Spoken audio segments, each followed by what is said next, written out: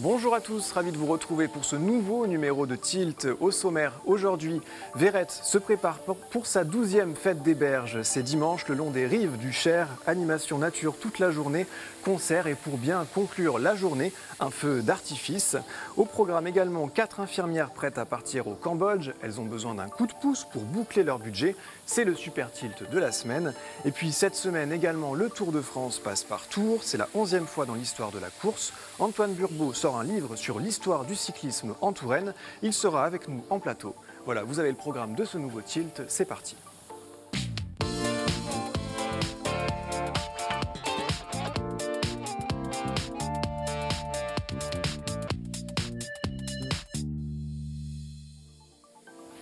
Bonjour à tous, ravi de vous retrouver. Léa Chalard, Léa Rivoal, vous êtes toutes les deux ici. Merci d'être avec nous. Vous êtes deux des 4 membres de l'association Essine Cambodia. Vous êtes étudiante infirmière à Amboise. Pourquoi vous avez choisi le Cambodge ? C'était une volonté de toute notre part, notamment pour le budget déjà et puis pour Vous avez la voté à culture. l'unanimité, c'est tombé sur le Cambodge. Ouais, on était tous d'accord, ouais. Bon, vous allez nous expliquer tous ces détails dans un instant, car à côté de vous, il y a Daphné. Bonjour. Bonjour, merci d'être avec nous. Cette semaine, Daphné, focus sur une expo féministe au musée des Beaux-Arts. Exactement, donc forcément l'heure est à la réouverture des musées et puis moi j'aime bien venir ici, tu le sais, pour faire la petite promo des initiatives étudiantes. Et on aime bien Donc, quand tu viens ici pour la promo des C'est bien, ça vous plaît? initiatives étudiantes. Donc aujourd'hui je vous propose de découvrir l'exposition XXL qui a été mise en place par des étudiants et qui est au musée des Beaux-Arts de Tours. Et puis je vous propose peut-être d'abord de découvrir le teaser fait par un étudiant justement. On regarde.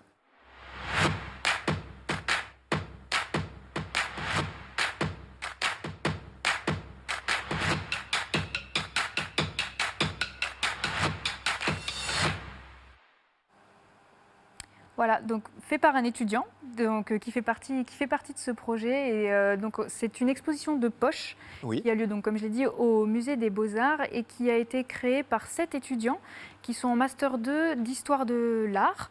Et en fait, c'est dans le cadre pour eux de l'apprentissage des métiers du commissariat d'exposition et de médiation culturelle. C'est quoi une expo de poche ? Une expo de poche, c'est une expo qui est réduite, qui est assez petite. Donc Ça en fait, porte son nom. ça porte son nom. Donc en fait, tout Pas de piège. est dans une salle unique. En fait, D'accord. c'est ça. Donc ils se sont vus confier cette mission par le Musée des Beaux-Arts, qui est le partenaire en fait sur ce cursus universitaire. Donc en fait, ce sont des étudiants qui sont inscrits dans un module qui s'appelle Pratique de l'exposition. Et donc pour valider ce module et leur master, on les invite à faire un stage vraiment pratique et venir toucher les œuvres, venir vraiment découvrir tous ces métiers-là. Donc ils ont organisé l'exposition vraiment de A à Z. Donc ils ont vu vraiment tous les coulisses. Ce qui me semble aussi intéressant, c'est qu'ils sont partis sur une expo virtuelle, pas le choix, et puis qu'ils ont pu la concrétiser. Exactement. Donc, avec la Covid, en fait, le problème, ça a été de se déplacer et de venir voir dans le musée comment est-ce qu'ils allaient pouvoir agencer l'exposition, comment est-ce qu'ils allaient pouvoir mettre tout ça en place. Donc, c'est pour ça qu'il y a eu cette maquette virtuelle en 3D. Et Oui. effectivement, l'exposition, en fait, ils en ont profité aussi pour la mettre en ligne et en faire au départ une exposition virtuelle. Mais maintenant, elle est bel et bien physique. Visible. C'est ça, et visible. Et donc, c'est même le message en fait, des étudiants de se dire que un support ne remplace pas l'autre non plus. Et l'exposition virtuelle, finalement, c'est plutôt une invitation à aller la découvrir en vrai. Bon alors, Ouais, c'est mieux. visible, mais qu'est-ce qu'on peut voir ? Qu'est-ce qu'on peut voir? Donc, on a 14 œuvres. C'est plutôt de l'art classique. Donc, ce sont les étudiants qui ont été piochés. Donc, leur unique contrainte, mais ce n'était pas petite contrainte, il fallait qu'ils aillent piocher dans les collections même du musée des Beaux-Arts. Donc pour info, c'est quand même 19 000 pièces. Donc il a fallu quand même choisir autour d'une thématique en particulier. Surtout si c'est une micro-expo, il fallait... C'est ça, c'est exactement ça. Donc en fait, choisir on parlait justement d'art féministe, donc ça a été un peu eux leur fil conducteur.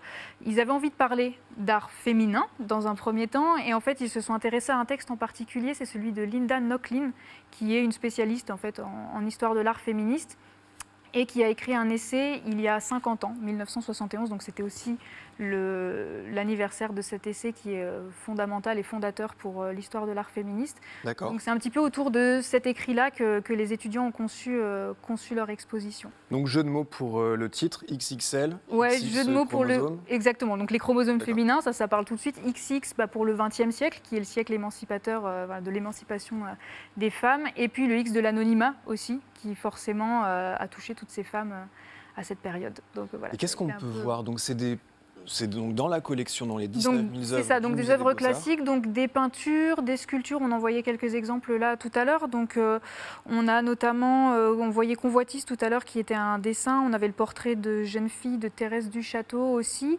ou encore la vue du Forum le soir. C'est la dernière image qu'on a pu voir de Louise-Joséphine Sarrazin. D'accord. Et les étudiants étaient super fiers là d'apprendre récemment que le frère de ce tableau, qui est vu du Forum le matin, a été emprunté justement par le musée du Luxembourg à Paris, qui lui aussi est en train de faire son exposition sur les peintres femmes. Donc voilà, ils sont vraiment complètement dans la thématique, complètement dans l'actu. D'accord. Donc c'est top en fait ce qu'il y a à voir. Toi, est-ce qu'il y a une œuvre qui te marque? Avant, plus que d'autres les trois là que je vous ai envoyés là, pour diffusion, ce sont vraiment mes trois favoris qui pourtant n'ont rien à voir les uns avec les autres, mais aussi bien sur les traits pour Convoitise en particulier, le premier là qu'on vient de voir, ou Vue du Forum le soir, je trouve les couleurs vraiment, vraiment magnifiques. Après voilà, il y a plein de choses à venir découvrir, donc j'invite vraiment les gens à s'y déplacer. Ok, bah merci beaucoup. Ça a l'air vraiment, vraiment top tout ça. On va aller jeter un petit coup d'œil. Toi, tu es déjà allé sur ce musée des Beaux-Arts? Pas du tout. Toi, tu es à Amboise. Hein. Ouais, Vous c'est êtes ça. tous à Amboise, tout à Amboise et donc toi, on ne Ouais. connaissait pas vraiment plus que ça. Non, pas plus que ça après. Bon, on va parler de votre projet, de vos projets à toutes les deux. Toutes les semaines, coup de projecteur sur une association, un projet humanitaire ou bénévole. C'est notre rubrique Super Tilt.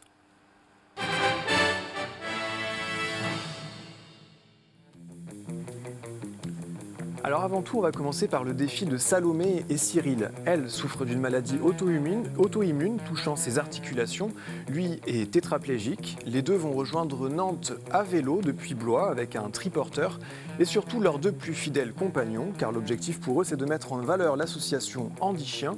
Alors Handi Chien, c'est basé à Vineuil et cette association, elle éduque des chiens d'assistance aux personnes handicapées. Donc toutes les infos sur ce grand périple le long de la Loire à vélo sur leur page Litchi. Et puis il y a Léa et Léa, vous êtes presque infirmières toutes les deux, vous avez un stage de fin d'études à réaliser et vous souhaitez le faire dans la capitale du Cambodge. Donc c'est un projet qui vous coûterait 8 000 € pour toutes les quatre. On en est où aujourd'hui de cette somme?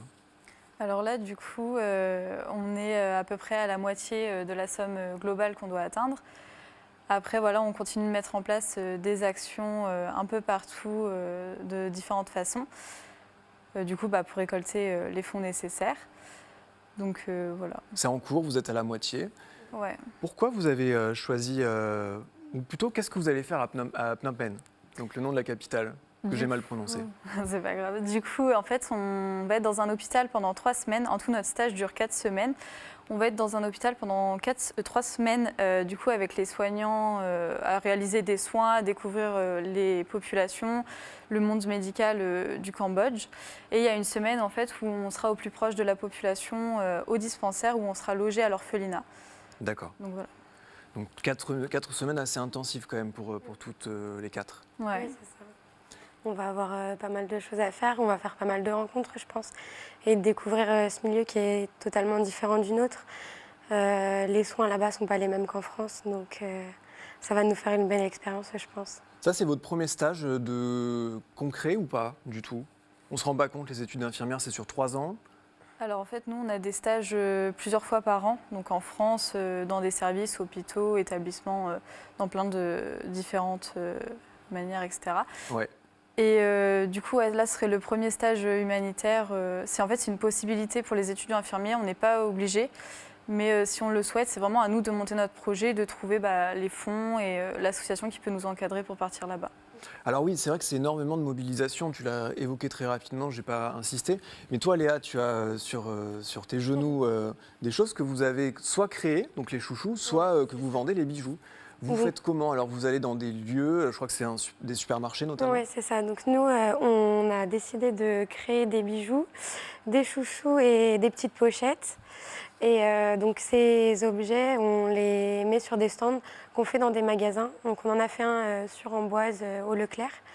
On en a fait au Mans aussi. Et puis à côté de ça aussi, on fait également des brocantes pour pouvoir vendre les objets qu'on a et récolter les fonds. Ouais, donc c'est beaucoup d'énergie. Il suffit pas de dire je vais le faire ou j'ai envie de le faire. Enfin, ça commence par ça, mais après il faut quand même y aller.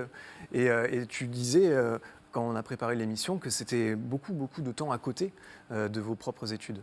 Du coup, ouais, c'est la plupart des week-ends, on est sur les stands. Le soir, on confectionne les chouchous, etc. Et c'est le montage de l'association, c'est aussi tout l'aspect administratif, etc. Et c'est vrai que ça vous responsabilise dans un sens pour mener le projet à terme. Pourquoi avoir envie de partir à l'étranger? Ça peut sembler un peu évident comme question, mais malgré tout, pourquoi pas, quoi? Pourquoi vous avez envie de partir? Je pense que c'est aussi, la culture là-bas est totalement différente.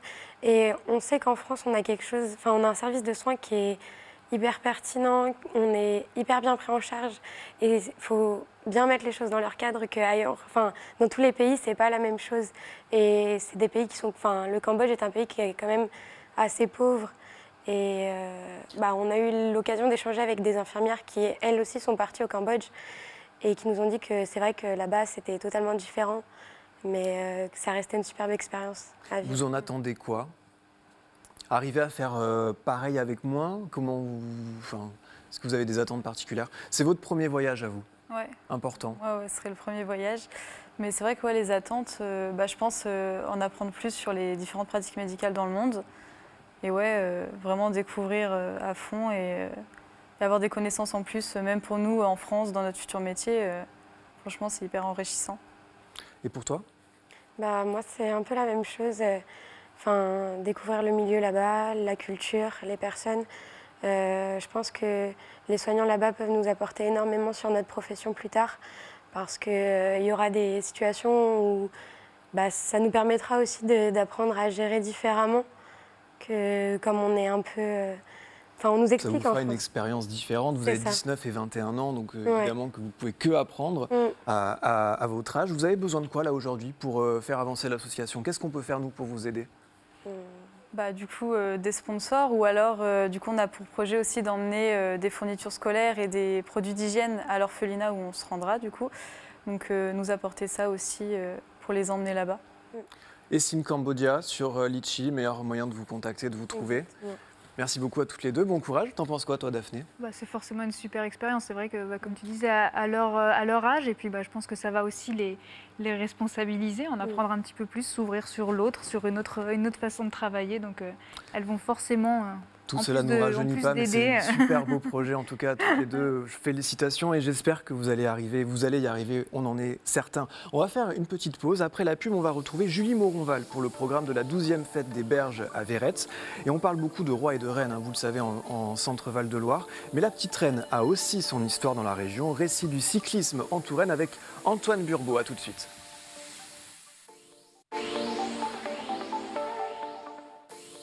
De retour sur le plateau de Tilt, nous accueillons Julie Moronval et Antoine Burbeau. Alors Antoine, votre livre vient de paraître, je m'en saisis dans la main, Histoire du cyclisme en Touraine. À l'occasion du passage du Tour de France le 1er juillet, nous reviendrons avec vous sur les lieux mythiques du vélo et les champions de ce sport ici. Un super beau livre, on va en parler dans un tout petit instant. Est-ce qu'il y avait du vélo à Verrette ? Est-ce qu'il y avait du vélo à Verrette? J'ai pas la mémoire d'un club à Verrette, mais on doit faire du vélo à Verrette. En tout cas, il y aura du canoë, ça c'est sûr. Dimanche prochain, à partir de 10h, donc la circulation est coupée, le village est en fête avec des animations toute la journée. C'est quoi pour vous l'événement incontournable de cette fête des Berges ? L'événement incontournable, c'est le fait de mettre en valeur les bords de Cher à travers des animations, justement, tout ce qui est atelier nature, mise en valeur de l'environnement, la préservation des espèces sauvages, etc. Alors voilà, donc, course de canoë à 10h. Oui. Tout le monde ne peut pas participer parce que c'est déjà complet. Oui, voilà, il y a pas mal d'équipes à la 12. Vous sembliez dire. Par Oui. contre, les ateliers nature, on peut participer. Alors, qu'est-ce qu'on y fait ? Alors, il y a des ateliers nature à faire en famille. Donc, les enfants, ils pourront apprécier justement ces petites animations. Donc, il y aura plusieurs associations comme Arborescience, Chrysalide Nature, l'Arbre Voyageur. Donc, ça va être la fabrication de petits objets en osier. Ça va être aussi comment préserver l'environnement en fabriquant, par exemple, des petites mangeoires à oiseaux. Comment créer des petits remèdes pour les maux du quotidien, mais à travers la nature. C'est vraiment varié, ça peut mettre en valeur les bords de Cher et c'est assez, ça va en fait dans l'esprit de les Fêtes des Berges qui est un événement éco-responsable. Donc c'est des animations familiales, parents-enfants. Oui, oui. je vous précise quand même qu'on peut fabriquer son animal totem magique. Donc voilà, ça c'est un détail important dont j'ai pu prendre connaissance. Alors il y a aussi une fanfare. Oui. Une fanfare un peu particulière. Oui, roller Qui va brass se band. déplacer, voilà, oui. Tout à fait. Oui, effectivement, c'est la seule fanfare au monde sur patin roulette. Au monde. Voilà. Bah, c'est génial. Donc en fait, ils allient à la fois des acrobaties et à la fois de la technicité musicale sur la variété américaine, sur des chansons françaises, sur leur propre composition, sur des arrangements funk, etc. Ça va être vraiment sympa. C'est vraiment une petite bulle. Donc 12e édition, l'année dernière, vous n'aviez pas pu la faire. Non. Donc voilà, ça date de 13 ans. Ah oui. Et c'est une petite bulle au bord du Cher avec toute une succession d'animations jusque dans la soirée. Mais il y a aussi un marché en parallèle. Oui, un petit marché qu'on appelle le marché des berges. En fait, c'est la mise en valeur à la fois d'artisans locaux et de producteurs. Donc il y aura toute une mise en valeur des savoir-faire. À travers à la fois de tout ce qui est fabrication en tissu, joaillerie, maroquinerie, et à la fois, d'un autre côté, tout ce qui est dégustation. Il y aura un van à vin, il y aura dégustation de chocolat. Et pour se nourrir, il y a des food trucks, les restaurants. Évidemment, il y a des Oui. restaurants qui sont ouverts, je pense. Oui, il y aura les restaurants, effectivement, de Verrette, et aussi des food trucks.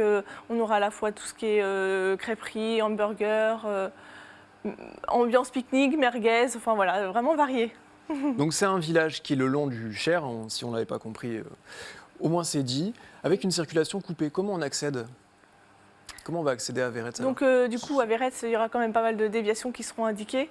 On pourra venir soit de Montlouis, Azé-sur-Cher, enfin, de part et d'autre. Et il y aura différents parkings à chaque point.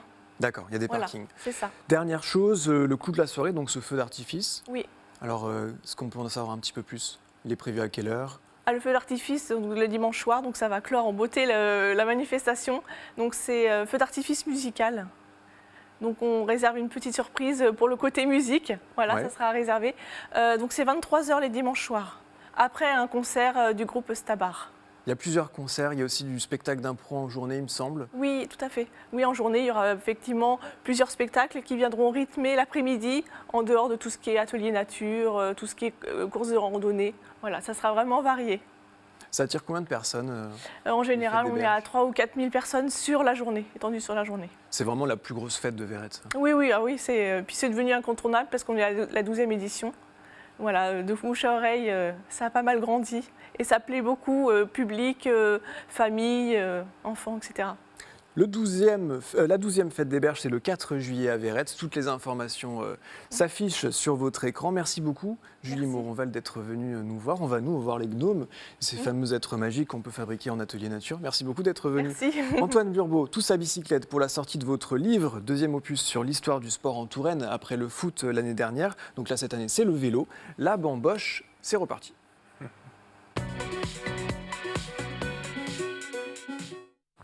C'est un superbe livre, il est vraiment très bien illustré. On a pris plein de photos pour les montrer à nos spectateurs. Donc ça raconte, évidemment, le titre parle de lui-même, hein. Beaucoup de photos d'archives, ça a été un long travail d'enquête, de recherche. Oui, oui, un long travail pour rassembler tous ces documents, notamment. Je ne l'ai pas fait tout seul, c'est le vélo Travail est un sport collectif, d'équipe. ouais. Oui, j'avais 2 co-auteurs notamment, et puis on a eu quelques aides ici et là. Et puis j'ai pu aussi m'appuyer un peu sur une partie du fond photo de l'équipe aussi, notamment. Donc on a quelques photos plutôt inédites même, voilà, jamais vues. C'est un travail aussi en rapport avec les archives de l'ANR, les archives du département, Oui, ce genre de il choses. y a eu un peu Les d'archives archives de l'ANR personnelles. notamment. Oui, oui. Une pensée pour Gérard Proust qui m'a un peu aidé aussi en cela. Mais voilà, bon, après on avait aussi, il y a plein de collections un peu personnelles aussi ici et D'accord. là. Vous aviez le des public contacts. vélo est assez collectionneur. Alors, on va aller dans le dur du sujet. Le Tour de France, c'est 10 à 12 millions de spectateurs sur le bord des routes chaque année. C'est le 3e événement sportif le plus regardé au monde et c'est un peu l'arbre qui cache la forêt. On pense vélo, on pense Tour de France, c'est le gros truc. Mais quand on lit votre livre et quand on retourne un peu dans l'histoire du vélo, du cyclisme, on se rend compte qu'en fait, ça avait un attrait populaire immense, plein de courses qui en fait étaient des toutes petites courses locales. Et ça, c'est quelque chose de flagrant en Touraine aussi. Oui, alors le Tour de France reste très populaire. On l'a vu ce week-end en Bretagne, notamment, une vraie terre de vélo pour le départ du Tour. Mais on a un peu moins de courses qu'il y a eu avant. À chaque fête de village, avant, il y avait une course de vélo, notamment. Et puis, il y avait eu beaucoup de monde. Bon, on l'illustre aussi, notamment même des arrivées de Paris-Tours à l'ancien Vélodrome. Ici, on a même du monde sur les tribunes, etc. Ça drainait beaucoup de monde. Un peu moins aujourd'hui. C'est vrai quand on traîne un peu sur les courses départementales ou régionales, bon, il y a beaucoup moins de monde aux arrivées, mais le vélo suscite encore beaucoup de passion et on le voit sur les audiences, notamment télé, même les petites courses qui ont été diffusées sur une chaîne gratuite là, ces dernières années font des audiences exceptionnelles, donc ça plaît encore. On a des images de Saint-Pierre-des-Corps avec énormément de monde autour de cette course. Comment ça se fait qu'il y avait autant de monde au bord des routes? Ça a drainé beaucoup de monde. Il y avait il y avait de la passion autour de ce sport, de ces coureurs. Voilà, on avait tendance à les appeler les forçats du bitume. Voilà, c'est un sport qui dégageait pas mal de valeurs, notamment, et encore. Mais ça drainait énormément de monde. Effectivement, on parle cyclisme dans la rue avec n'importe qui. On a tous des souvenirs, au moins d'enfance, de Tour de France et pas que, quoi. Est-ce qu'à l'époque, je pense aux années 1950, après-guerre, en fait, toutes ces photos, ça date souvent d'après-guerre, ça se passait différemment les courses qu'aujourd'hui? Non, l'esprit reste le même, mais c'était un événement. L'arrivée, aujourd'hui ça l'est, hein, le Tour de France passe à Tours, même si c'est qu'une ville départ cette semaine, on se prend au jeu et on se prend un peu de passion, mais c'était des vrais événements. On raconte notamment le passage d'une course mythique qui s'appelait Bordeaux-Paris. Les coureurs partaient de Bordeaux en pleine nuit, puis passaient par la Touraine dans la journée. Et même si c'était en fin de matinée, il y avait énormément de monde autour des routes. Et puis, il y a d'autres événements. Les Tourangeaux ont vachement en mémoire le Tour d'Indre-et-Loire qui a eu son succès aussi dans les années 70-80, avec des grandes stars qui venaient faire l'épreuve et la course. Et puis aujourd'hui, la Route Orangelle, qui est aussi une belle course qui draine pas mal de monde. Hein. La Route Orangelle et le Paris-Tour. Le Paris-Tour, c'est un peu comme le Bordeaux-Paris, c'est une course emblématique de la région. Oui, le Paris-Tour qui est plus que centenaire, alors qu'il y a eu, on le raconte, une histoire très riche. Ça a été Paris-Tour, mais ça a été aussi Tour-Paris à un moment donné. Voilà, il y a eu beaucoup de choses autour de Paris-Tour. Mais bon, ça place aussi la Touraine sur la carte, hein, très clairement. Quand on parle de l'avenue Grammont dans le monde cyclisme, à l'international, elle est connue, quoi, par exemple. Ah oui, d'accord. Les coureurs liés à la Touraine, on pense évidemment à Jean-Pierre Danguillaume, 7 victoires sur le Tour de France. Il y en a d'autres. Lui, c'est vraiment le plus emblématique. C'est le plus emblématique, effectivement. Il a gagné de grandes étapes, notamment au Tourmalet, des étapes un peu mythiques, mais il y en a eu d'autres avant lui et après lui. Hein. Avant lui, il y a notamment Roger Lévesque qui a porté le maillot jaune pendant 6 ou 7 jours. Et puis après lui, on a eu une belle génération avec Florent Brard, notamment, qui a été champion de France. Et je pense à Jérémy Roy qui vient d'arrêter sa carrière il y a 1 ou 2 ans. Jonathan Hiver est encore en activité. Cyril Lemoine également encore en activité, qui a chuté, a dû abandonner. Là. C'était peut-être son dernier tour, malheureusement, il a 38 ans. On n'espère pas, mais on aurait bien aimé le voir jeudi en Touraine, ça aurait été sympa. Chaque génération a son coureur cycliste en Touraine, il y a toujours au moins un. Oui, même dans les années 80, on a eu des bons coureurs. Et puis alors sur piste, en BMX aussi, on en parle, effectivement. En BMX, on a Vincent Pelluard, jocondien, qui va faire les JO, là, qui arrive en fin de carrière, mais qui va faire les JO de Tokyo cet été. Et puis, il y a quand même une culture vélo ici en Touraine. Alors vous parliez de la Bretagne, mais il y a aussi une culture vélo ici en Touraine. Et notamment par le monde entrepreneurial, notamment par CIFAC. Est-ce que vous pouvez nous présenter cette entreprise? Vous avez mis en avant. Effectivement, on a tenu à mettre en lumière aussi 2 entreprises. Il y en a eu d'autres, mais pour qui le cyclisme et le Tour de France ont une place très importante. CIFAC Méral, effectivement, une entreprise dans le nord de la Touraine qui fabrique des cadres aujourd'hui sur mesure, mais qui a fabriqué des cadres de vélo des plus grands champions, Laurent Fignon, etc., et plein d'autres. Et puis Novabox qui, dans un autre registre, fait partie de la caravane publicitaire du Tour de France depuis de nombreuses années, et puis ça les occupe quasiment la moitié de l'année, la moitié du temps. Ouais. Donc là, c'est un travail de mémoire que vous avez fait pour le vélo, comme vous avez fait pour le foot l'année dernière. Il y a autre chose à venir? Je pense que vous commencez à prendre plaisir à faire ce travail. Oui. Voilà, c'est vrai que c'est ce qui m'a guidé au tout départ, c'est vraiment de rassembler un peu cette mémoire du sport en Touraine.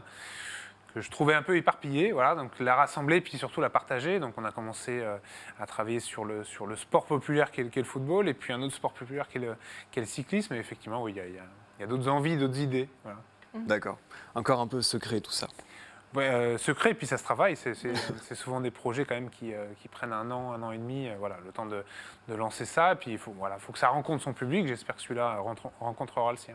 20 €, édition de sourcessure.fr, le site internet s'est affiché. Est-ce qu'on peut le trouver aussi dans les librairies? Partout, et librairies, maison de la presse, voilà, jusqu'au 15 août, un peu partout, même un peu après, dans des librairies comme la Boîte à Livres, Cultura, etc. Voilà. Il est positionné à peu près partout. Il est disponible. Merci beaucoup Antoine d'être Merci. venu nous présenter ça. Et puis merci à vous Julie. On va Avec venir à plaisir. Verrettes en vélo alors dimanche prochain. On a un garage à vélo, donc c'est possible. Parfait. Merci beaucoup à tous les deux. Merci à tous de nous avoir regardés. C'est déjà la fin de l'émission. Et merci à l'équipe technique pour son formidable travail. Excellente fin de journée sur TV Tour. À bientôt.